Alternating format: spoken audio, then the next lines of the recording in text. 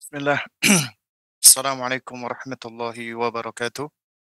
Innal hamdalillah nahmaduhu wa nasta'inuhu wa nastaghfiruh wa na'udzu billahi min shururi anfusina wa min sayyiati a'malina.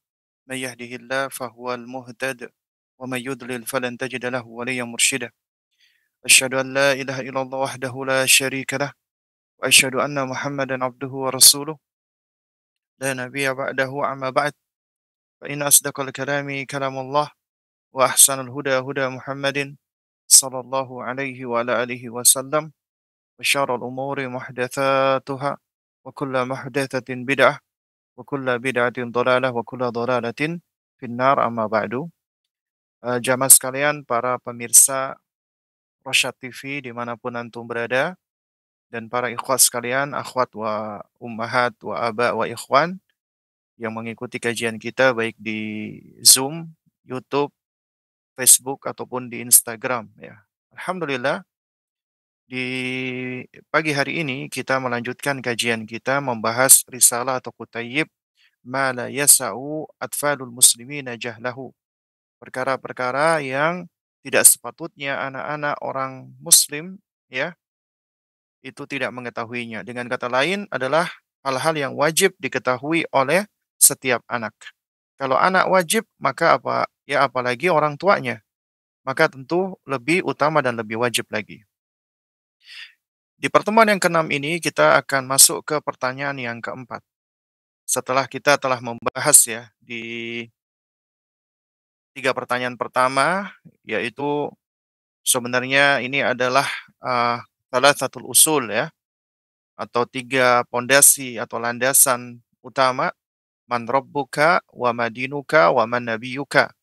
Dan inilah 3 hal yang akan ditanya oleh malaikat ketika seorang manusia meninggal dunia ya. Nah, kita masuk ke pertanyaan yang keempat, yaitu berkaitan dengan masalah kalimat tauhid. Dan ini hal yang penting yang harus kita ajarkan kepada anak kita tentang lafadznya, maknanya, konsekuensi, dan juga syaratnya, ya tentunya sesuai dengan usia anak kita dan juga dengan bahasa yang bisa dipahami oleh mereka. Ya, baik. Pertanyaan yang keempat adalah, nak sebutkan apa kalimat tauhid? Ya, yang punya e-booknya bisa dibuka di halaman 22. Ya, apa kalimat tauhid dan apa artinya? Sebutkan kalimat tauhid berikut artinya. Maka jawabannya adalah kalimat tauhid adalah la ilaha illallah. Dan artinya adalah la ma'budah haqqun illallah. La ma'budah haqqun illallah. Atau la ma'budah bihaqqin illallah. Ya, tidak ada sesembahan yang hak kecuali Allah. Apa dalilnya? Dalilnya adalah firman Allah Subhanahu wa taala. Ini penting ya, kita mengajarkan anak ya, itu jangan pernah meninggalkan dalil agar mereka terbiasa dengan dalil, agar mereka terbiasa untuk selalu bersandar dengan dalil. Di dalam aktivitas apapun yang kita ajarkan, maka kita ajarkan dalilnya.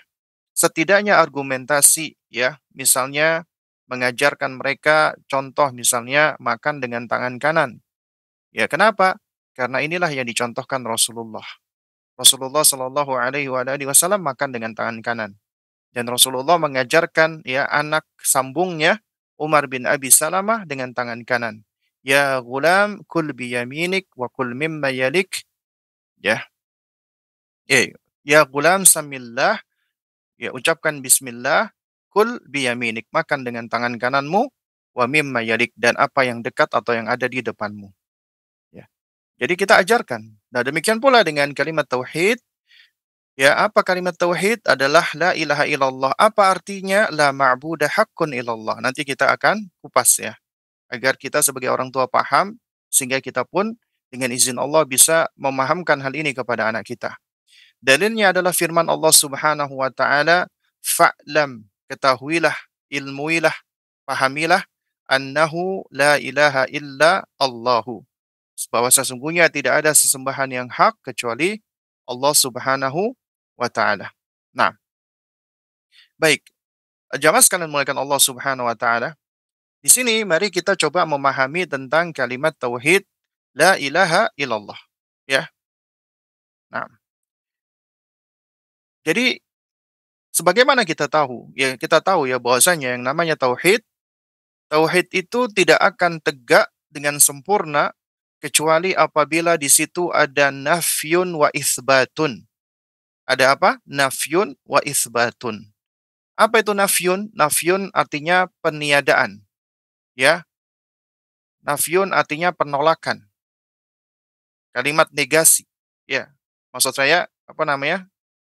Kata negasi yang menegasikan atau menolak atau meniadakan sesuatu. Nafyun. Adapun isbat artinya adalah penetapan, menetapkan sesuatu. Jika kita perhatikan ya di dalam bahasa, ya misalnya bahasa kita ini, bahasa Indonesia, ya meskipun bahasa kita ini tidak sekompleks ya dan tidak apa namanya, sekompleks dengan bahasa Arab ya. Namun kita coba memahami dulu dari sisi bahasa, ya. Kalau di dalam bahasa kita, ketika kita menyampaikan sesuatu dalam bentuk menetapkan sesuatu, maka itu menunjukkan informasi atau khabar. Contoh misalnya, ini buku saya. Ya, ini buku saya. Ini artinya kalimat yang menetapkan buku tersebut adalah bukuku. Dan ini cuma sekedar khobar. Yang namanya pemberitaan atau khobar itu tidak mengandung penolakan atau penafian terhadap buku-buku yang lain. Jadi kalau saya katakan ini adalah buku saya, Anda punya buku, mereka punya buku, dan saya nggak ada urusan sama buku-buku tersebut. Ya, saya cuma menyampaikan ini buku saya. Ya, sedangkan Anda punya buku, ya udah itu urusan Anda. Ya. Nah, sementara apabila isinya cuma nafyun, cuman penolakan atau peniadaan saja, itu berarti menunjukkan peniadaan atau penolakan segala sesuatu. Misalnya saya katakan nggak ada buku itu. Berarti saya mengatakan bahwasanya buku itu nggak ada gitu. Saya menolak segala bentuk buku. Berarti saya ya menghilangkan buku. Ya, artinya saya apa namanya, menganggap buku itu nggak ada. Nah, oleh karenanya kalimat nafyun saja itu dia menolak segala sesuatu. Kalimat isbat saja hanya menetapkan sesuatu yang ditetapkan tapi tidak menolak ya hal-hal yang lainnya. Sebagaimana yang saya contohkan tadi. Ini buku saya berarti buku-buku yang lain itu saya tidak menolaknya. Tapi berbeda halnya apabila di dalam satu kalimat itu mengandung nafyun wa isbatun sekaligus. Dan itulah tauhid. Tauhid itu tidak akan bisa tegak tanpa nafyun wa isbat. Tanpa kita menolak dulu, baru kemudian kita tetapkan. Sehingga yang kita tetapkan itulah satu-satunya yang benar. Ya, makanya apabila saya mengatakan ilahuna Allah, sesembahanku adalah Allah, maka di sana ada alihah, ada sesembahan-sesembahan. Ya, ada sesembahan-sesembahan yang saya tidak ambil pusing dengannya.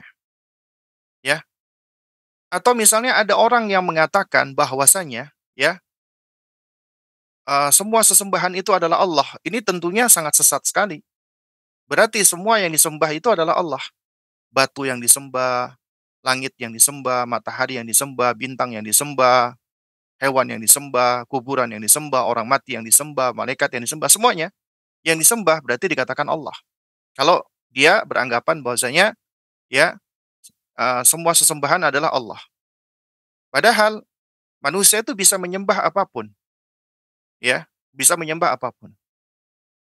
Nah, oleh karena itu, ketika saya mengatakan sesembahanku adalah Allah, berarti saya tidak menolak sesembahan yang lainnya. Itu hanya sekedar isbat. Sementara apabila ada orang yang dia mengatakan, ya bahwasanya Allah itu tidak ada, berarti dia nafyun. Berarti dia ya ateis, mulhid, ilhad. Berarti dia mengatakan bahwasanya Allah itu nggak ada. Ya, dan itu jelas kafir. Ya.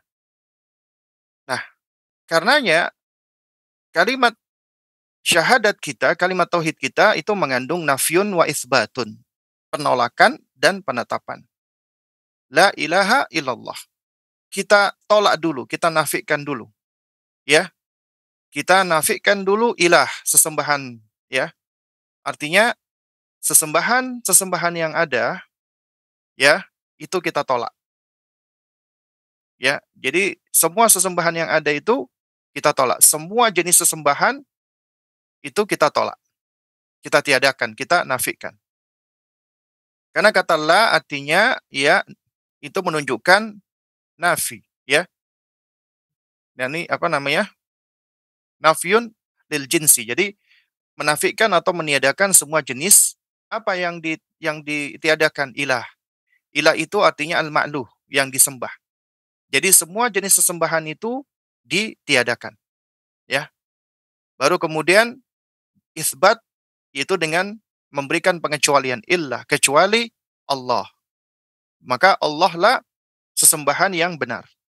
Dengan kata lain berarti di sini ya, maknanya adalah la ilaha, tidak ada sesembahan, itu artinya tidak ada sesembahan yang hak, yang benar, ya, kecuali Allah. Kenapa dikatakan di sini la ma'buda, ya hakun atau la ma'buda bihaqqin? Kenapa maknanya harus ada kata hakun atau bihaqqin? Tidak ada sesembahan yang hak atau yang benar kecuali Allah. Ya, karena ada sebagian orang itu menganggap cukup memaknai dengan la ma'buda illallah atau la ma'buda mawjudun illallah. Tidak ada sesembahan yang ada kecuali Allah. Ini juga salah dan berbahaya. Kenapa? Karena apabila seseorang mengatakan ya la ma'buda mawjudun illallah, tidak ada sesembahan yang ada kecuali Allah, berarti semua sesembahan yang ada yang disembah itu adalah Allah. Karena dimaknai tidak ada sesembahan yang ada kecuali Allah. Sementara sesembahan itu banyak dan ada. Berarti semua sesembahan yang ada itu dikatakan Allah. Ini adalah pemahaman yang tentunya keliru dan ini konsekuensi dari apa? Dari kata yang dari apa pemaknaan kata yang tidak tepat. Karenanya maknanya adalah harus diiringi dengan hakun atau bihakin.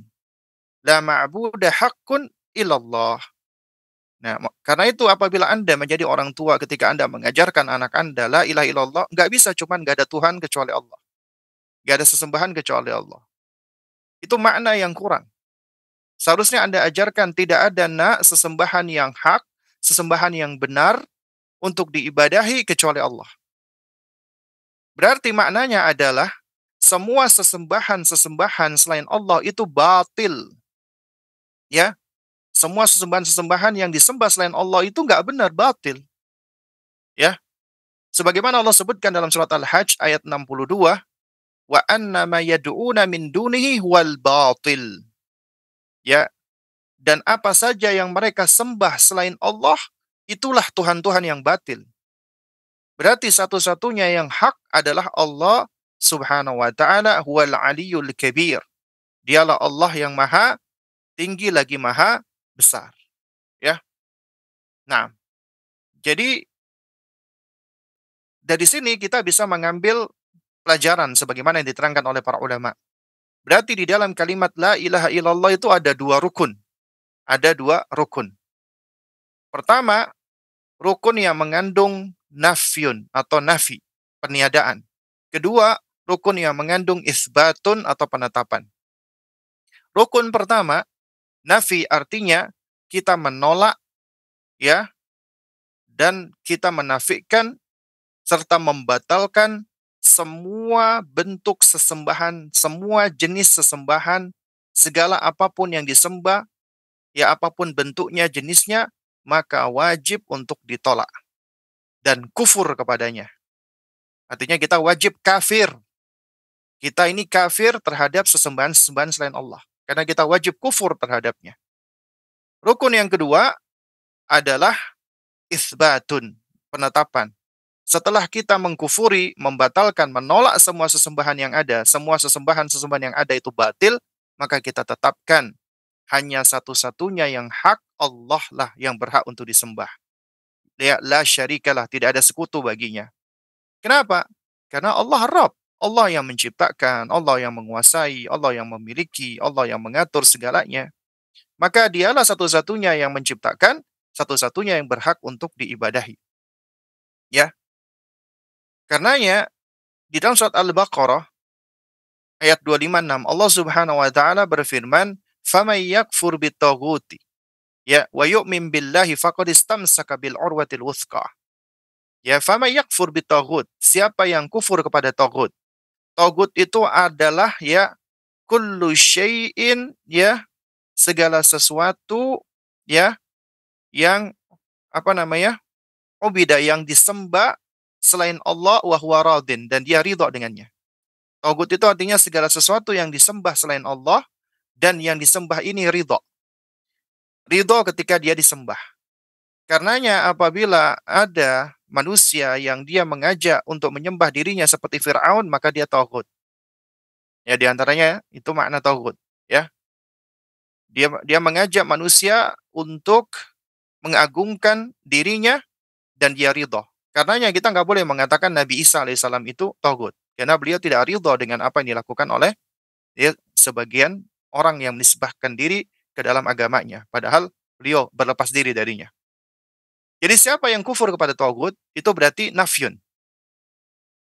Wa yu'min billah, kemudian dia beriman kepada Allah, berarti ini isbat. Yang menetapkan keimanan hanya kepada Allah, maka faqad istamsaka bil urwatil wuthqa. Maka sungguh dia telah berpegang erat dengan ya apa namanya? Al urwatil wuthqa, yaitu tali agama Allah yang begitu kuatnya yang tidak akan putus, ya. Karena itulah Allah mengutus para nabi dan rasul sebagaimana An-Nahl ayat 36 ya.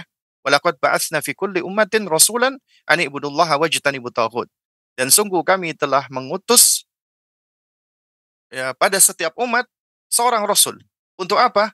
Menyembah Allah semata dan menjauhi taghut. Menyembah Allah semata isbat, menjauhi taghut adalah nafyun, ya. Karena yang tauhid tegak dengan nafyun wa isbatun. Ya, dengan menegakkan peniadaan dan apa namanya? eee, penetapan. Ya, nafyun dan isbat. Itu harus sudah diajarkan ya dari semenjak anak-anak itu mulai ngerti, paham, kita harus ajarkan tentang konsep tauhid yang benar adalah harus mengandung nafyun wa isbatun. Ya, dan itu adalah konsekuensi dari makna al-ahad, al-wahid. Itu satu. Satu itu artinya tidak berbilang, tunggal. Tidak ada yang serupa, tidak ada yang sama. Misalnya contoh nih, ya. Kalau kita bicara tentang sesuatu yang satu itu pasti unik, ya. Itu pasti unik karena tidak ada keserupaan dengannya, dengan sesuatu tersebut, ya. Manusia manusia itu ya Allah ciptakan eee, berpasang-pasangan dari satu jenis itu banyak sekali ya macam-macamnya, ya. Karena manusia itu makhluk Allah Subhanahu wa taala. Makanya makhluk Allah Allah ciptakan berpasang-pasangan. Artinya ada pasangannya, ya. Sementara sesuatu yang satu itu tidak akan memiliki pasangan, ya. Sesuatu yang tunggal dia tidak akan memiliki padanan. La syarikalah, tidak ada sesuatu pun yang serupa dengannya, yang apa namanya, yang bisa menyepadani dengannya, ya. Karena itulah Allah Al-Ahad, Allah satu tunggal. Berarti tunggalnya Allah ini itu meniadakan segala sesuatu yang sama dan serupa dengan Allah Azza wa Jalla, ya. Sehingga apabila ada orang yang meyakini adanya kesamaan dengan Allah, maka dia jatuh kepada syirik. Contoh misalnya, apabila ada orang yang meyakini ada selain Allah yang bisa menciptakan atau yang bisa menghidupkan, mematikan, atau yang bisa apa namanya, mengatur alam semesta, memberikan rezeki dan lain sebagainya, maka dia sungguh telah jatuh kepada syirik rububiyah. Syirik rububiyah, ya. Karena dia menganggap ada yang sepadan dengan Allah di dalam perbuatannya. Atau apabila ada seseorang yang dia tahu nih Allah menciptakan dirinya, Allah memberikan dia rizki, Allah yang menghidupkan, mematikan dirinya. Tapi kemudian dia malah ya menyekutukan Allah di dalam ibadahnya. Artinya dia menyembah Allah dan selain Allah. Dia meminta-minta berdoa kepada selain Allah. Seakan-akan yang dia pinta itu bisa memberikan maslahat dan madarat kepada dirinya. Seakan-akan dia meyakini ada selain Allah yang memiliki atribut-atribut atau sifat-sifat yang serupa dengan Allah. Akhirnya dia jatuh kepada syirik uluhiyah, syirkul ibadah. Dan ini yang dilakukan oleh sebagian besar ahlul kitab dan musyrikin Quraisy. Mereka mentauhidkan Allah di dalam rububiyah, tapi mereka menyekutukan Allah di dalam uluhiyah, di dalam peribadatan. Ya. Nah, kemudian juga sama apabila ada seseorang yang beranggapan Allah punya penglihatan sama dengan penglihatan makhluknya, Allah punya ilmu sama dengan ilmu makhluknya, Allah punya wajah sama dengan wajah makhluknya, ya Allah punya tangan sama dengan tangan makhluknya. Dia menyamakan tasbih Allah dengan makhluk, maka dia juga jatuh kepada ya perbuatan menyamakan Allah dengan makhluk. Itu juga bagian dari kesyirikan dan itu juga menyebabkan seseorang menjadi kafir, ya. Nah, tapi secara asal apabila dikatakan syirik, yaitu ya adalah syirkul ibadah. Sebagaimana kata Nabi SAW ketika menjelaskan syirik adalah antaja'ala lillahi niddan wa huwa khalaqaka. Engkau jadikan Allah itu punya padanan-padanan, ya ada yang setara dengannya, ya sementara hanya Allah lah yang menciptakan kamu. Ya, maka itulah syirik. Nah, baik, jamaah sekalian mulakan Allah Subhanahu wa taala, ya. Kalimat tauhid la ilaha illallah, ya. Nah, sekarang kita coba singgung sedikit ini tentang makna kata Allah, ya. Karena ini memang ada khilaf ya yang disebutkan oleh para ulama. Karena kita bicara di antara nama-nama Allah adalah nama Allah itu sendiri. Karena inilah nama yang Allah sebutkan untuk dirinya. Memang kalau kita perhatikan ya di dalam bahasa-bahasa lain ya, bahasa Ibrani ya, bahasa Suryani, bahasa Aramaik dan yang semisalnya, itu memang ada kata-kata yang serupa yang semisal ya dikatakan Eloi ya atau uh, Alaha dan yang semisalnya ya. Dan Rasulullah SAW diutus oleh Allah Subhanahu wa taala membawa kitab suci yang terakhir yang sempurna yang menjadi mukjizat sepanjang zaman dan diturunkan di dalam bahasa Arab ya. Ya. Inna nahnu nazzalna Qur'anan Arabiyya la'allakum ta'qilun. Sesungguhnya kami menurunkan kitab suci ini Al-Qur'an ya dalam bahasa Arab agar kalian bisa memahaminya. Dan Allah menyebutkan dirinya sebagai Allah. Nah, para ulama berbeda pendapat tentang apakah kata Allah itu memiliki derivat makna ataukah tidak. Sebagaimana Ar-Rahman, Ar-Rahim, ya, Al-Ghafur, Al-Wadud, Al-Afu dan seterusnya. Nah, sebagian ulama berpendapat ya, ini pendapatnya ya Ibnu Al-Arabi. Beda dengan Ibnu Arabi At-Ta'i. Ibnu Arabi At-Ta'i seorang sufi zindik, ya. Tapi kalau Ibnu Al-Arabi Al-Maliki seorang ahli tafsir, ya, yang bermadzhab Maliki. Nah, beliau seorang ahli tafsir. Beliau berpendapat bahwasanya nama Allah itu adalah isim jamid. Ya, di dalam bahasa Arab itu ada namanya isim jamid. Isim jamid itu adalah kata yang murtajal, kata yang tidak memiliki turunan, ya. Jadi tidak tidak memiliki ya kata asal, ya. Contoh misalnya, ya, di dalam bahasa kita tangan misalnya, tangan. Tangan itu jamid. Jadi bukan artinya tangan berasal dari kata tang dan an, bukan, ya. Jadi itu jamid. Contoh lagi mata misalnya. Itu bukan berasal dari kata ma dan ta, bukan. Ya, tapi juga ada kata-kata yang dia punya asal katanya. Di dalam bahasa kita biasanya itu dalam bentuk imbuhan. Ya, misalnya kekuatan. Ya, itu dari kata kuat. Kekuasaan dari kata kuasa, ya. Perbuatan dari kata buat. Nah, itu di dalam bahasa kita ya, ini dia punya akar kata. Nah, hanya saja akar akar kata atau asal kata kata buat ini itu ya jamid, ya. apa namanya, misalnya apa, kekuasaan, kuasa, ya. Nah itu bukan berasal dari kata ku dan asa, tidak. Tapi kuasa itu sendiri adalah ya sebuah isim yang juga sudah punya makna. Nah, sebagian ulama mengatakan kata Allah itu isim jamid. Jadi nggak punya asal kata. Makanya tidak perlu dicari ya kata dasarnya. Nah, oleh karena itu tidak boleh diutak-utak nama ini. Jadi nggak boleh dihilangkan alif lamnya atau yang semisalnya. Ini adalah pendapat sebagian dari ulama-ulama usuli ya, ahli ahli usul ya. Jadi ini ya nama Allah ya Allah, udah. Jadi ini nama yang memang Allah namakan untuk dirinya dan nggak ada maknanya. Ya, artinya maknanya itu adalah nama yang sudah Allah tentukan untuk dirinya. Jadi tidak ada turunan makna. Nah, se sementara sebagian ulama yang lain berpendapat bahwasanya kata Allah itu adalah mushtaq, ya, kata derivat, ya kata derivat.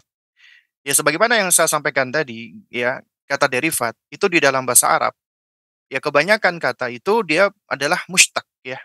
Artinya dia punya punya akar dan asal kata, ya, dari kata-kata yang lainnya. Makanya kalau di dalam eee, pembahasan yang disebutkan oleh para ulama, ya, misalnya bab tentang fikih ini misalnya, tentang toharo, itu nanti toharo itu disebutkan ya secara makna bahasa ya dari kata toharo dan seterusnya, ya itu menunjukkan bahwasanya tiap-tiap kata ketika, apa yang tersusun di atas huruf itu dia memiliki makna, ya.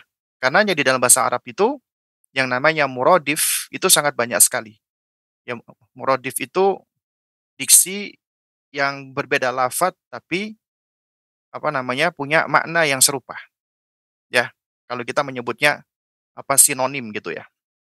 Nah nah, menurut para ulama, sebagian ulama, kata Allah itu adalah ya, adalah mushtaq ya, punya kata turunan, ya. Dan ini pendapat yang lebih kuat sebenarnya. Kenapa? Karena berangkat dari dalil firman Allah Subhanahu wa taala di mana Allah Azza wa Jalla berfirman ya di dalam surat Az-Zukhruf ya, ya, apa namanya, ayat ke-84 Allah Subhanahu wa taala berfirman, "Wa huwal ladzi fis sama'i ilahun wa fil ardi ilahun." Ya, afwan, di dalam surat Al-An'am maksud saya, ayat 3, "Wa huwallahu fis samawati wa fil ardi." Wa huwa dialah Allah fis samawat wa fil ardi. Allah yang berada di langit dan berada di bumi. Nah, jadi kata Allah di sini ya, itu para ulama menerangkan itu dimaknai sebagai sifat ya, sifat bagi Allah Subhanahu wa taala. Karena kata Allah ini bermakna ya al-ilah, sesembahan. Artinya dialah Allah sesembahan di langit dan di bumi. Karena apabila dimaknai dialah Allah secara zat, dialah Allah yang ya zatnya berada di langit dan di bumi, maka ini akan menimbulkan apa, kerancuan. Ya, karena Allah Subhanahu wa taala tidaklah disifatkan fil ardi. Allah tidaklah disifatkan berada di bumi. Sebagian orang-orang itu menetapkan Allah berada di mana-mana dengan dalil ini. Surat Al-An'am ayat 3. Ya wa huwallahu fis samawati wa fil ardi. Dialah Allah yang di langit dan di bumi. Dan untuk membantah tentang istiwanya Allah di atas arsy. Tuh, lihat tuh, di dalam Al-Quran, Allah menyebutkan di langit dan di bumi. Ya, nah itu ada sebagian orang seperti itu. Ya, nah oleh karenanya di sini, ya, para ulama menerangkan, dan ini takwil yang sahih, takwil yang benar. Jadi kata Allah di sini itu adalah sifat, artinya sesembahan, al-ilah. Jadi maknanya, dan dialah Allah, sesembahan yang di langit dan di bumi. Artinya, ya, di langit dan di bumi sesembahannya tetap satu, Allah Subhanahu wa taala, ya. Nah, oleh karenanya Al-Hafidz Ibnu Qayyim rahimahullahu taala di dalam ya Bada'iul Fawaid mengatakan, "Wa lihadza kana al-qaul as-sahih anna Allah asluhul ilah." Oleh karena itulah pendapat yang lebih sahih, yang lebih tepat bahwasanya kata Allah itu asal katanya adalah al-ilah. Kama huwa qaulu Sibawayh wa jumhuru ya ashabihi. Sebagaimana ini pendapat yang dikemukakan oleh Imam Sibawai dan mayoritas sahabat-sahabatnya, ya.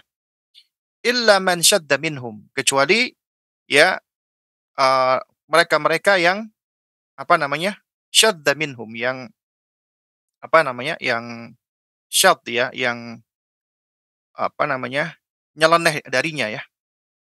Artinya ada sebagian kecil yang tidak berpendapat dengan seperti ini. Nah, kemudian kata Ibnu Qayyim rahimahullahu taala, "Wa anna ismallah ta'ala huwal jami' li jami'i ma'anil asma'il husna was sifatil 'ula."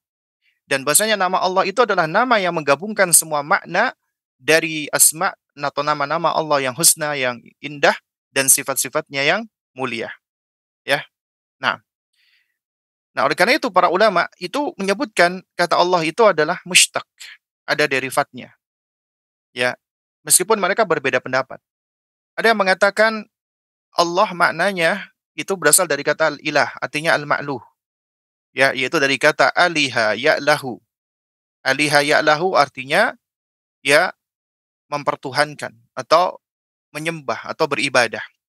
Makanya disebut uluhiyah, maknanya ubudiyah, ya. Artinya peribadatan, apa penyembahan, ya. Nah, sementara kata ilah ya itu maknanya adalah al-ma'luh, yaitu yang disembah, ya, yang dijadikan sebagai sesembahan. Itu maknanya. Atau makna yang kedua, ya, itu dikatakan kata Allah itu berasal dari kata laha yalihu. Laha yalihu. Laha yalihu artinya yang tidak tampak atau yang tersembunyi. Makanya Allah menyebutkan dirinya ghaib, ya. Karena Allah Subhanahu wa taala ghaib, ya. Ya, ghaibus samawati wal ard. Jadi Allah tidak menampakkan dirinya, tidak memperlihatkan dirinya, ya. Nanti baru di akhirat bagi ahlul jannah Allah menampakkan dirinya, ya. Nah, wallahu a'lam bishawab, ya, itu pendapat yang lebih dekat dengan apa ya, kebenaran adalah maknanya ilah, yaitu sesembahan. Sebagaimana di dalam firman Allah Subhanahu wa taala tadi, Al-An'am ayat 3, ya wa huwallahu fis samawati wa fil ardi. Dialah Allah sesembahan di langit dan di bumi, ya. Nah, apa karena apa? Karena apa namanya? eee,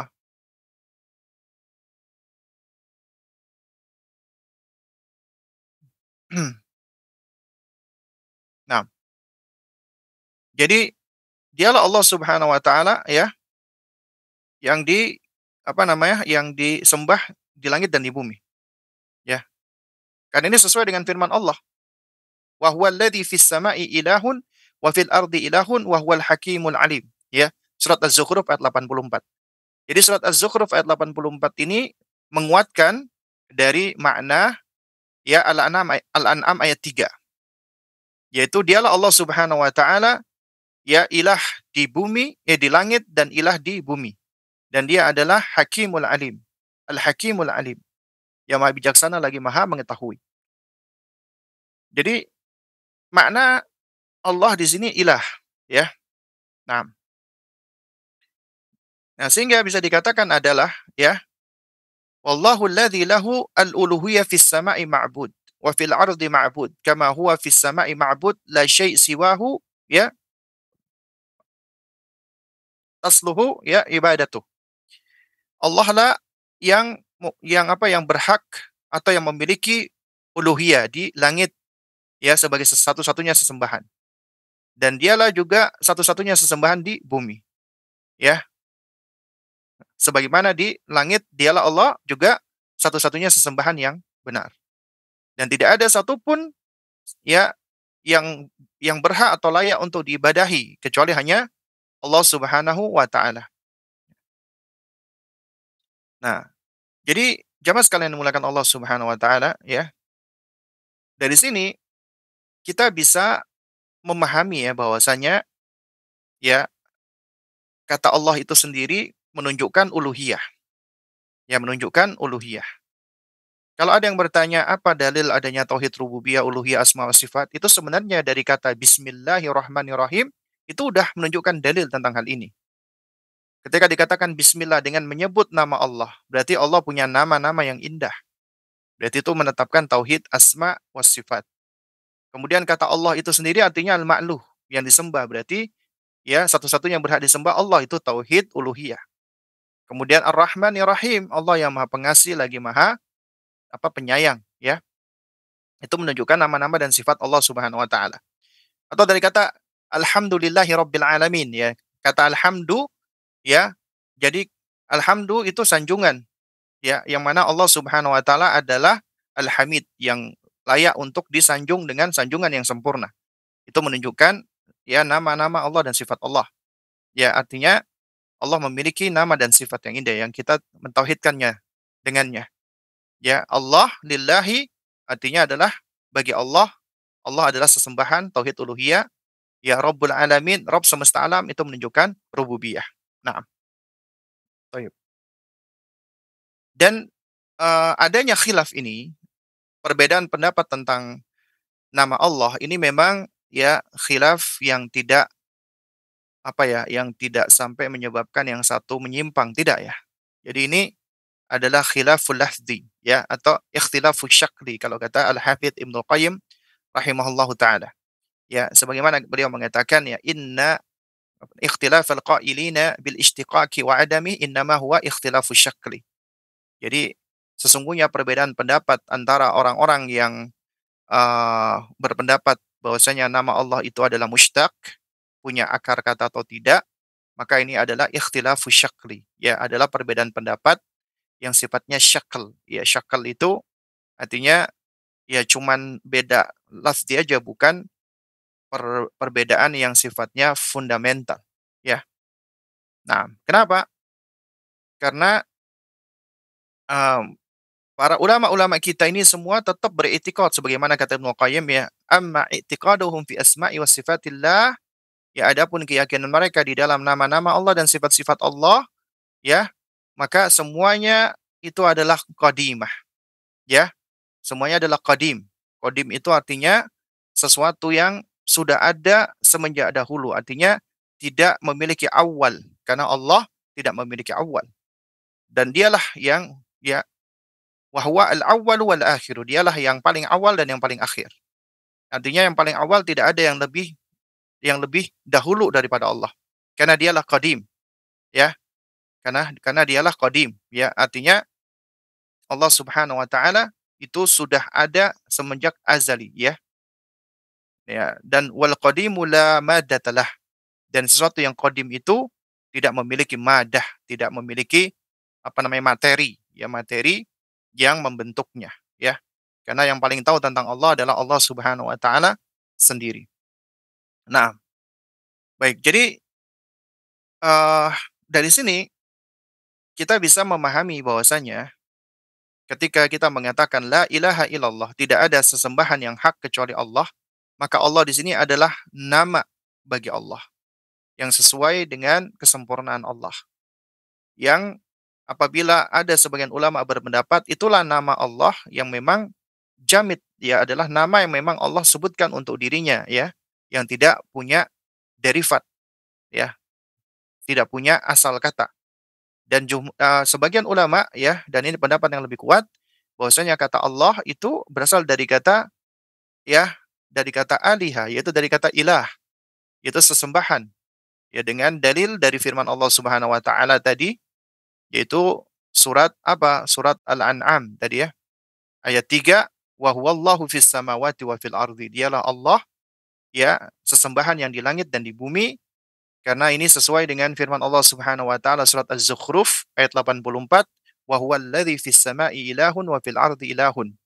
Dan dialah Allah Subhanahu wa taala yang menjadi sesembahan di langit dan sesembahan di bumi, ya. Ini yang menjelaskan makna dari surat Al-An'am ayat 3. Artinya Allah di sini adalah ilah, sesembahan di langit dan di bumi. Bukan bermakna dialah Allah Subhanahu wa taala yang berada di langit dan berada di bumi, ya. Artinya secara zatnya Allah di langit dan di bumi. Akhirnya dipahami Allah berada di mana-mana. Maka ini adalah pemahaman yang keliru atau pemahaman yang tidak benar. Nah, lalu kemudian ya, apa namanya, juga hal yang perlu kita pahami bersama, di sini penulis membawa dalil fa'lam, ketahuilah. Nah, ini adalah fi'il amr, ya, kalimat perintah, kata perintah. Dan apabila datang perintah di dalam Al-Quran atau Sunnah, hukum asalnya wajib. Dengan kata lain, kita wajib mengetahui. Agar tahu, maka kita wajib belajar. Karena kita nggak mungkin bisa memiliki ilmu pengetahuan kalau kita nggak belajar. Dengan kata lain, maka pelajarilah.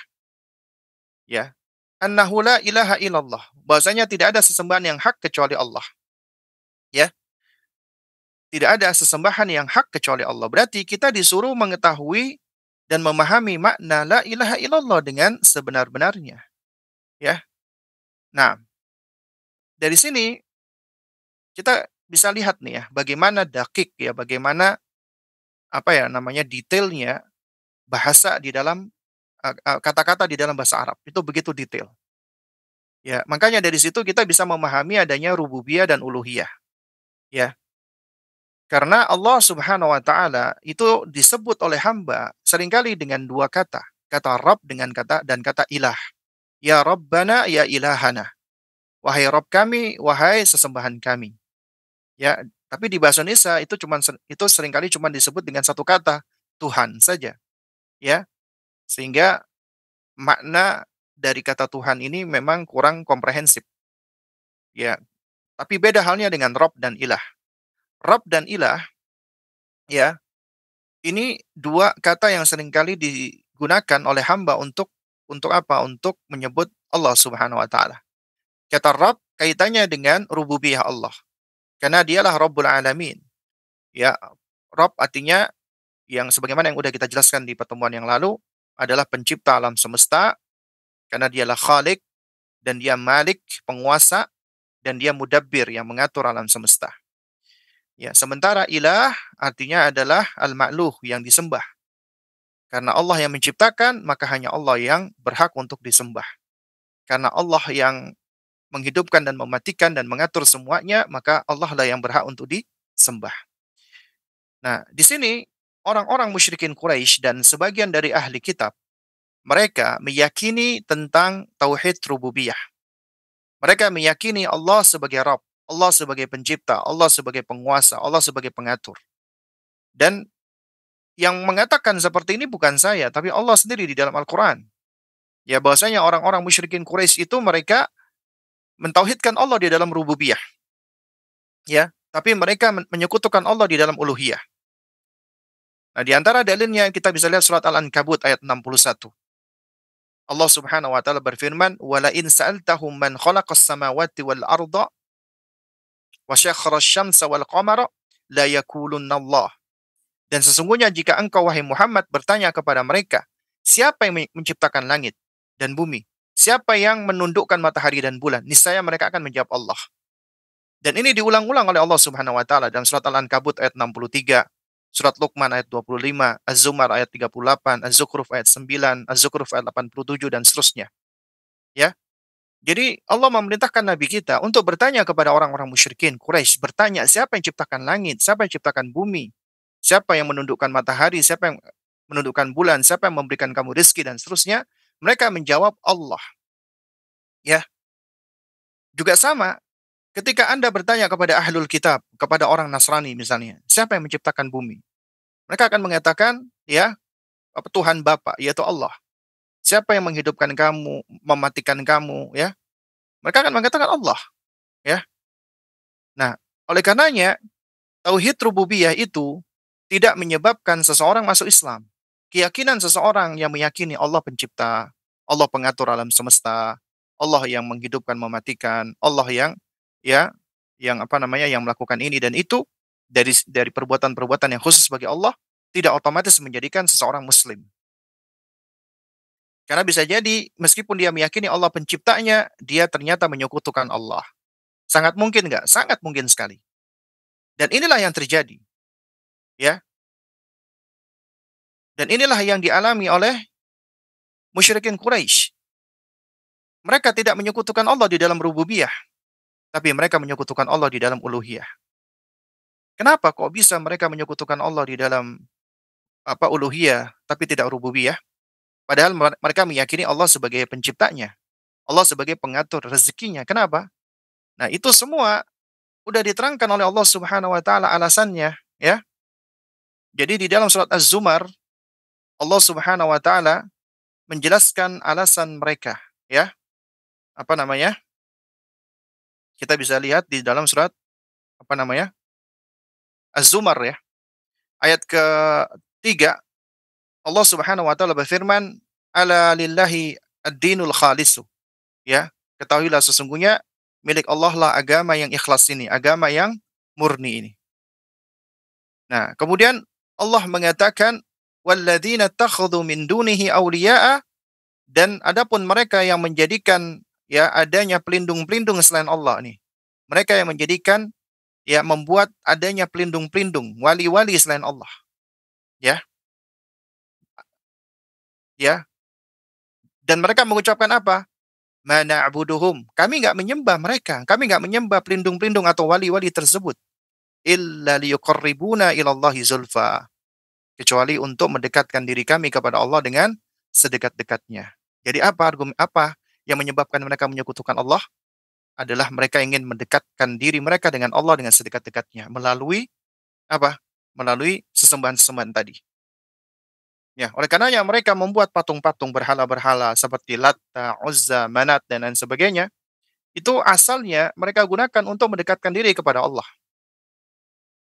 Ya, mereka melakukannya untuk apa? Untuk mendekatkan diri kepada Allah Subhanahu wa taala. Nah, juga demikian kalau kita lihat di kaumnya Nabi Nuh alaihissalam, ya, ketika orang-orang saleh dan orang-orang berilmunya meninggal dunia, syaitan datang membujuk mereka, membuat patung-patung untuk mengingat orang-orang saleh tadi. Ya, kenapa? Karena alasannya untuk mengingatkan orang soleh, mencintai orang soleh. Karena apabila mencintai orang soleh, maka itu menurut mereka adalah bagian dari amal kebaikan. Ketika hilang generasi tersebut, muncul generasi berikutnya yang lebih bodoh lagi, maka syaitan pun datang, ya, mengajak mereka agar mereka tawaf kepada patung-patung tadi. Karena patung-patung itu menurut syaitan, ya, itu tidak untuk dibiarkan begitu saja. Akhirnya mereka pun tawaf, yang mengelilingi patung-patung tadi. Dan itulah kesyirikan pertama. Ternyata kesyirikan pertama itu adalah tawaf, ya, tawaf kepada patung-patung. Nah, dan itulah yang juga terjadi di Ka'bah di zaman jahiliyah. Mereka memasang berbagai macam patung-patung di Ka'bah ketika itu. Ada ratusan bahkan ribuan patung berhala, ya. Dan mereka melakukan ini bukan karena mereka tidak tidak meyakini Allah sebagai pencipta, Allah pemberi rezeki, tidak, mereka meyakini, ya, Allah yang memberikan rezeki, tapi mereka menjadikan itu sebagai sebab-sebab yang tidak benar, yang menjadikan, ya, Allah itu memiliki padanan-padanan. Allah memiliki sekutu-sekutu. Itulah kesyirikan. Makanya Nabi mengatakan anta ja'ala lillahi niddan wa huwa khalaqaka. Engkau menjadikan Allah punya padanan-padanan sementara Allah sajalah yang menciptakan engkau, ya. Nah, jadi ini menunjukkan bahwasanya tauhid itu sesuatu hal yang harus kita pahami secara dakik, secara detail. Fa'lam, ketahuilah annahu la ilaha illa Allah, ya. Allah yang perintahkan. Jadi jangan anggap bahwasanya cuman sekedar kita tahu, kita kenal, kita paham Allah pencipta selesai, enggak, ya.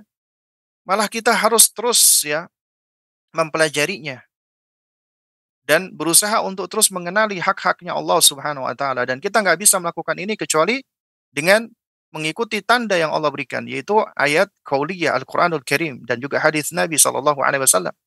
Dan kemudian kita juga bisa merenungkan tentang keagungan, kebesaran dan kekuasaan Allah melalui ayat-ayat kauniyahnya, ciptaan-ciptaan Allah Subhanahu wa taala. Gak mungkin nih alam semesta yang begitu indahnya itu tidak diciptakan. Dan gak mungkin ini yang menciptakan alam semesta ini adalah lebih dari satu pencipta. Dan gak mungkin alam semesta ini, ya, diciptakan oleh satu Rob, kemudian Rob ini membutuhkan makhluk-makhluk yang lainnya untuk membantu dirinya. Berarti dia tidak sempurna. Satu-satunya yang sesuai dengan fitrah dan logika akal sehat alam semesta ini terbentuk karena Allah yang menciptakan. Dan pencipta kita itu sempurna. Pencipta kita ini berbeda dengan makhluknya. Pencipta kita ini tidak membutuhkan ya makhluk-makhluk yang lainnya, tapi makhluk yang butuh dengannya karena dialah As-Samad. Segala sesuatu bergantung padanya dan dia tidak bergantung dengan makhluk. Dan ya Allah inilah ya yang tidak sepatutnya hamba itu apa namanya? eee, berbicara tentangnya tanpa ilmu. Artinya nggak boleh ngomong tentang Allah tanpa ada ilmu. Makanya bicara tentang Allah harus sesuai dengan apa yang Allah ajarkan di dalam Al-Quran dan juga apa yang diajarkan oleh manusia yang Allah utus, yaitu Rasulullah Sallallahu Alaihi Wasallam. Sehingga dengan demikian maka kita akan memiliki alaqah yang haqqah, ya, hubungan yang benar, koneksi yang tepat, yang hak dengan Allah Rabb kita. Karena betapa banyak manusia-manusia mereka berupaya untuk mendekati Allah dengan cara-cara yang tidak ridhoi oleh Allah, sia-sia, tidak akan diterima. Alih-alih mendekat malah yang terjadi menjauh. Dan semua apa yang mereka upayakan itu adalah kerugian semata. Karenanya kita perlu untuk terus belajar, menuntut ilmu. Apalagi kita sebagai orang tua. Karena tugas kita hidup di muka bumi ini adalah beribadah kepada Allah. Dan untuk beribadah ini butuh ilmu. Dan Allah menitipkan kepada kita keluarga, istri kita, anak kita. Dan tugas kita adalah membimbing mereka, mengajak mereka menuju kepada Allah. Makanya dakwah itu dakwah ilallah, dakwah menuju kepada Allah Subhanahu wa taala. Dan tugas kita adalah membangun koneksi alaqah antara diri kita dan keluarga kita dengan Sang Pencipta kita. Ya, karena meskipun kita berada di dunia yang hina, yang rendah ini, selama hati kita selalu terpaut dengan Allah, selama hati kita selalu terkait dan terikat dengan Allah, maka Allah akan berikan taufiknya, Allah akan berikan pertolongan kepada kita. Ya, Allah akan bimbing kita menuju kepada dirinya, semakin dekat kita kepada Allah Subhanahu wa taala. Itulah esensi daripada iyyaka na'budu wa iyyaka nasta'in. Itu iyyaka, hanya kepadamu ya Allah yang menunjukkan ikhtisas, pengkhususan, ya, hanya kepada Allah kami beribadah. Ya, dan itu haknya Allah. Wa iyyaka nasta'in, dan hanya kepadamu ya Allah kami memohon pertolongan. Karena kita nggak bisa melakukan segala hal tanpa pertolongan Allah, dan Allah akan memberikan pertolongan kepada siapa saja yang mau meminta tolong kepadanya dengan benar, dengan ikhlas. Ya, sehingga siapa yang beribadah dan beristi'anah, beribadah dan meminta tolong kepada Allah, maka Allah akan berikan dia taufik, sehingga Allah akan berikan dia jalan, berada di atas jalan yang lurus, jalan yang benar. Ihdinas siratal mustaqim. Tunjukilah kami jalan yang lurus ya Allah. Ya, Allah akan berikan petunjuk, yaitu jalan orang-orang yang Allah berikan karunia dan nikmat kepadanya. Siratal ladzina an'amta alaihim. Siapa yang Allah berikan karunia dan nikmat yang paling besar? Tidak lain dan tidak bukan mereka adalah dari kalangan ya an-nabiyyin was-siddiqin wasyuhada was-salihin. Dari kalangan para nabi, kalangan orang-orang yang siddiq, yang lurus, yang benar imannya, dari orang-orang yang mati syahid dan orang-orang yang saleh. Ya. Dan siapa apa sebenarnya mereka ini? Ya tentunya anbiya kita tahu mereka para nabi dan nabi terakhir adalah Rasulullah sallallahu alaihi wasallam. Dan siapa orang-orang siddiq? Orang-orang siddiq itu tentunya mereka yang pertama kali membenarkan Rasulullah, mengimani Rasulullah, membela Rasulullah. Mereka adalah para sahabat, ya, terutama yang paling terdepan dari mereka adalah sahabat Sayyiduna Abu Bakar As-Siddiq.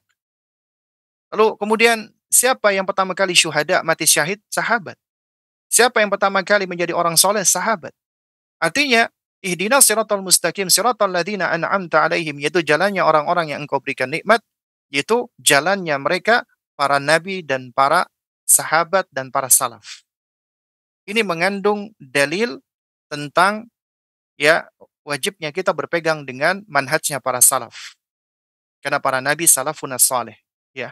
Mereka adalah orang-orang terdahulu dari pendahulu kita yang saleh, para nabi. Ya terutama nabi kita sallallahu alaihi wasallam.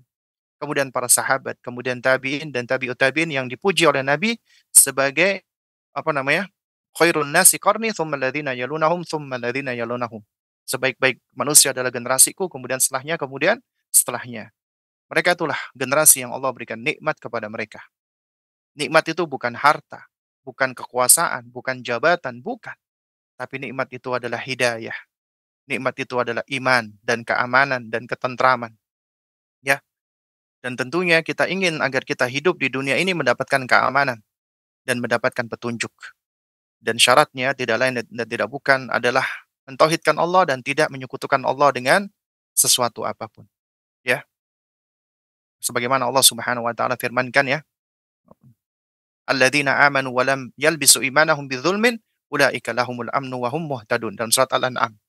Dan mereka orang-orang yang beriman yang tidak mencampur adukkan keimanan mereka dengan kezaliman, ya, maksudnya kesyirikan kata Nabi SAW maknanya adalah syirik, kezaliman di sini. Sebagaimana Luqman menasihati anaknya, "Ya bunayya la tusyrik billah inna syirka la dzulmun adzim." Wahai nak, jangan menyekutukan Allah karena menyekutukan Allah termasuk kezaliman yang besar. Maka bagi mereka lahumul amnu wa hum muhtadin. Ya, apa namanya? Mereka akan mendapatkan petunjuk, mereka akan mendapatkan keamanan dari Allah Subhanahu wa taala dan mereka akan mendapatkan hidayah dari Allah Subhanahu wa taala. Dan kita kepingin agar diri kita, keluarga kita, anak-anak kita mendapatkan hidayah dan petunjuk dari Allah Subhanahu wa taala. Kuncinya adalah apa? Adalah tidak menyekutukan Allah dengan segala sesuatu apapun. Dan inilah nasihat Luqman pertama kali kepada anaknya. La tusyrik billah inna syirka la dzulmun adzim. Karena itulah kita wajib untuk memahami makna la ilaha illallah. Karena ilah berkaitan dengan tauhid uluhiyah, tauhidul ibadah. Ilah artinya al-ma'luh yang disembah, al-ma'bud yang diibadahi. Maka segala sesuatu yang disembah dan diibadahi itu maknanya adalah ilah, ya. Nah, kita tolak semua bentuk ilah yang ada baik itu batu, kuburan, matahari, patung, berhala, ya. Namun ya, kita menetapkan satu-satunya yang hak untuk disembah hanyalah Allah Subhanahu wa taala, ya. Dan kita ingat ya, di dalam surat Al-Anbiya ayat 21, Allah Subhanahu wa taala ketika membicarakan mereka orang-orang musyrikin, Allah mengatakan ya, "Amittakhadhu alihatan minal ardi ya hum yunsyirun." Apakah mereka menjadikan sesembahan-sesembahan yang ada di bumi atau yang dari bumi yang dapat menghidupkan orang-orang mati, yang dapat membangkitkan orang-orang mati? Gak bisa. Karena itulah semua sesembahan selain Allah disebut dengan sesembahan yang batil dan hanya Allah lah sesembahan yang hak. Sebagaimana kata Allah Subhanahu wa taala, "Wa ilahukum ilahun wahid, la ilaha illa huwar rahmanur rahim." Dan dialah Allah, sesembahanmu sesembahan yang satu yang tunggal, tidak ada sesembahan yang hak kecuali dirinya Allah yang Maha Pemurah lagi Maha Penyayang. Ya. Nah, oleh karena itulah tauhid uluhiyah ini ya, yang sejatinya yang membedakan antara seorang muslim atau kafir, antara seorang mukmin dengan orang-orang yang tidak beriman. Ya, dan untuk inilah Allah menciptakan jin dan manusia. Allah menurunkan kitab-kitab suci terutama Al-Qur'an. Allah mengutus para nabi dan rasul termasuk nabi kita Muhammad sallallahu alaihi wasallam. Dan tauhid uluhiyah inilah haknya Allah yang tertinggi yang wajib ditunaikan oleh hamba, ya.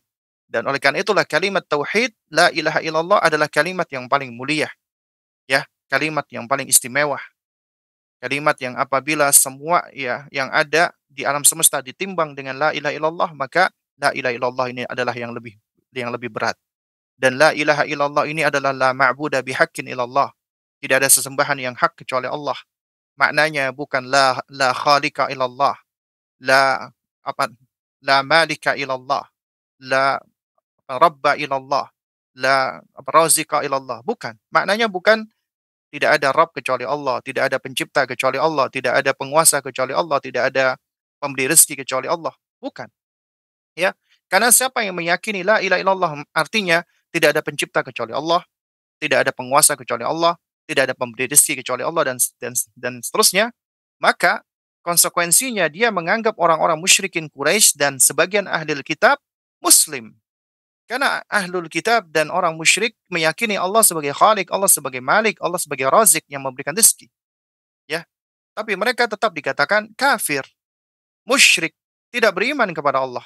Sampai mereka menjadikan Allah satu-satunya sesembahan yang hak untuk disembah, ya, la syarikalah yang tidak ada sesuatu pun yang sepadan dengan Allah Subhanahu wa taala. Dan inilah hakikat dari la ilaha illallah yang harus kita pahami sebagai orang tua dan bisa kita ajarkan ya kepada anak-anak kita agar mereka memiliki tauhid yang benar. Nah, baik, ini ada pertanyaan,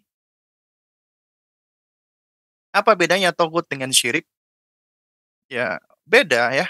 Karena akar kata tauhid itu dari kata tagha, yaitu orang-orang yang melampaui batas. Ya, orang-orang yang apa namanya?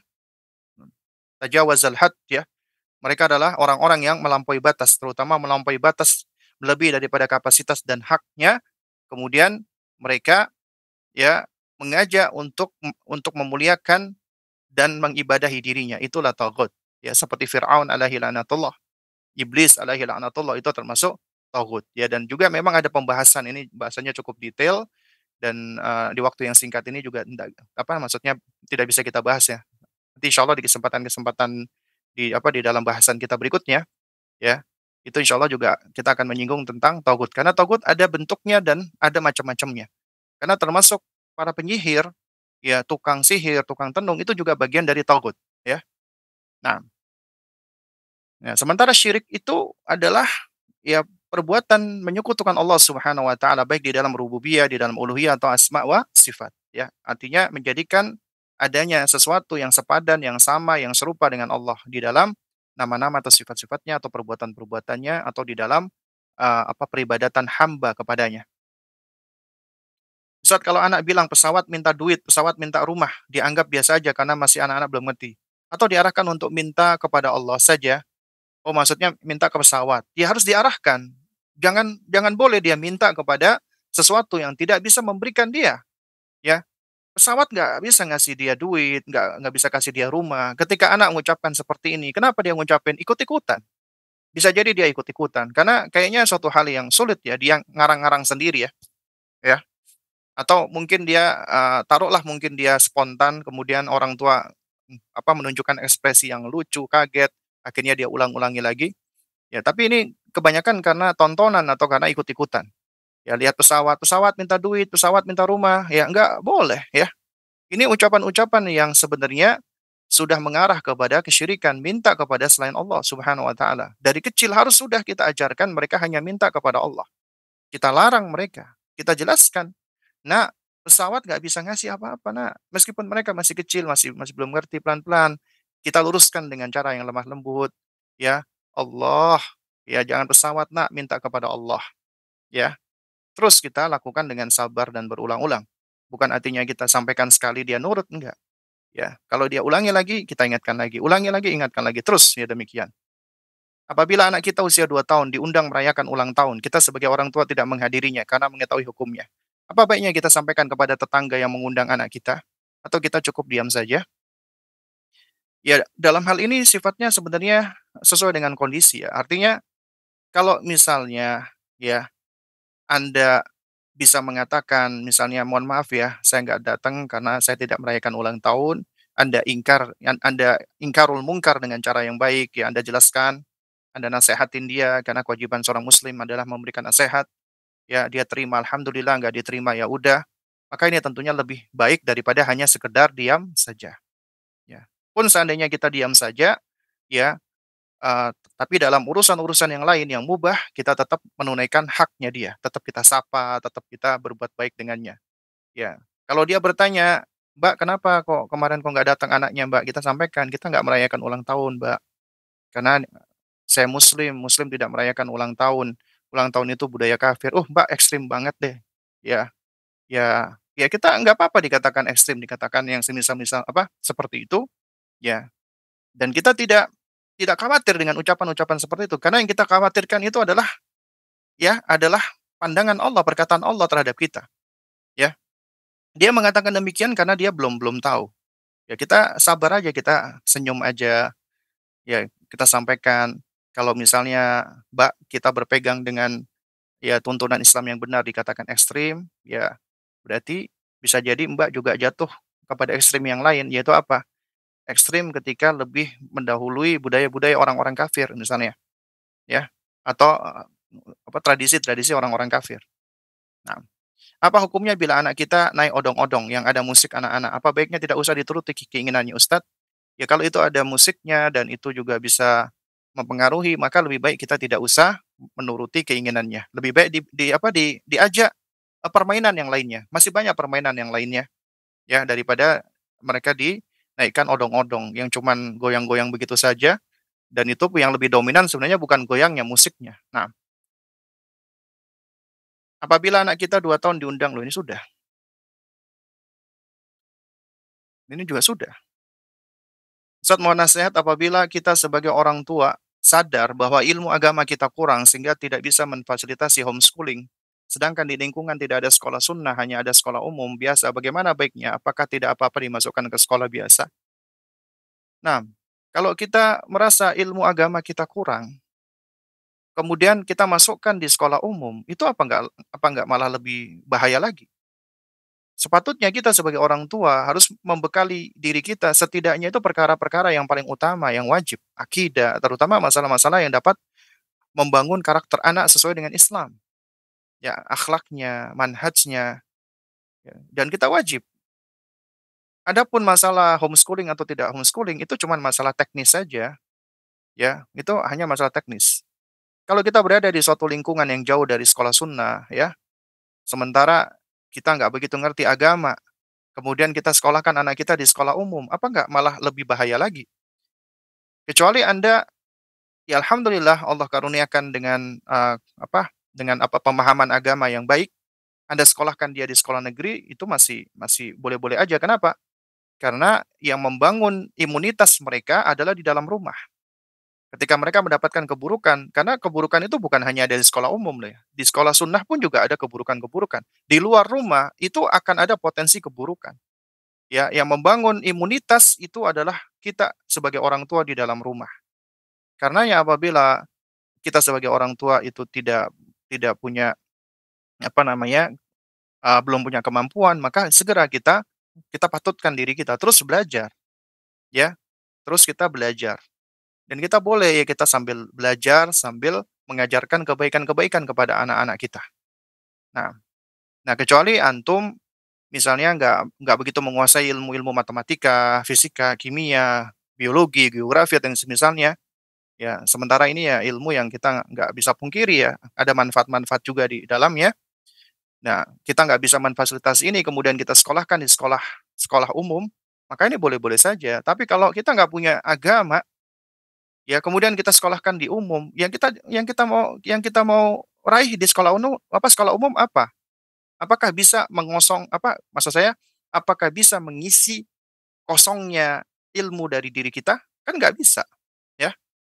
Nah, apa hukumnya apabila orang tua mencukupkan mempunyai anak 2 saja, dari segi materi cukup, tidak juga berlebih, dan juga usia masih mampu? Alasannya karena pernah depresi postpartum dan melihat sekeliling yang memiliki anak banyak, kurang kasih sayang dan perhatian, jadi takut tidak mampu. Ya kalau dia tujuannya untuk membatasi, nggak boleh hukumnya. Tapi kalau untuk, tanzimun nasal, yang mengatur jarak kelahiran, itu diperbolehkan.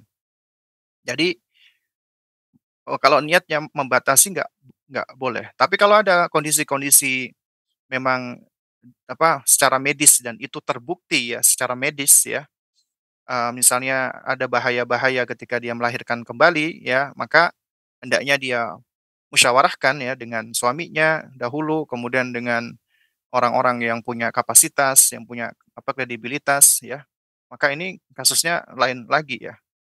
Nah, kalau misalnya alasannya karena dia punya trauma-trauma dan yang semisalnya, maka, sebenarnya dia berusaha untuk untuk mengatasi trauma-traumanya dia ya, terlebih dahulu ya. Itu kan ibaratnya ada gangguan atau penyakit kejiwaan, maka hendaknya harus healing dulu. Karena apabila tidak, ya dikhawatirkan nanti bisa mempengaruhi sang anak. Jadi bukan kita batasi, tapi kita ingin menyembuhkan diri kita dulu agar kita bisa agar kita bisa punya anak dan mendidik anak dengan cara yang lebih baik ya. Ini suatu hal yang beda ya.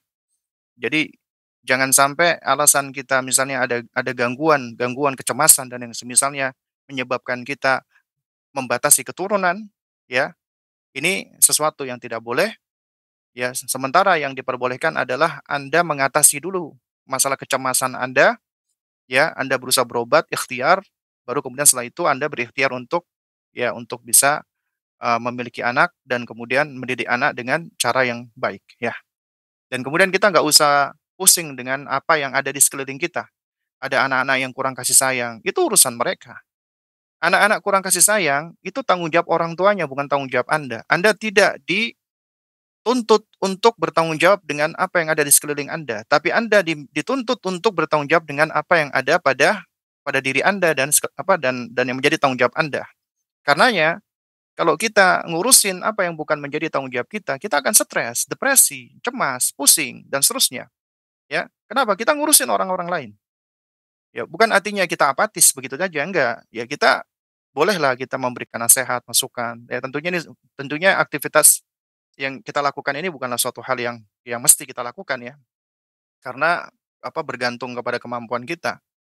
Ya tapi ala kulli hal ketika kita mendapati ada anak-anak yang kurang mendapatkan kasih sayang, ya Allah nggak akan menghisap kita. Karena yang akan dihisap orang tuanya. Ya kita cukup mungkin memberikan nasihat dan terhadap anak-anak tersebut kita berbuat baik, dan itu tidak sepatutnya menghalangi kita untuk punya anak.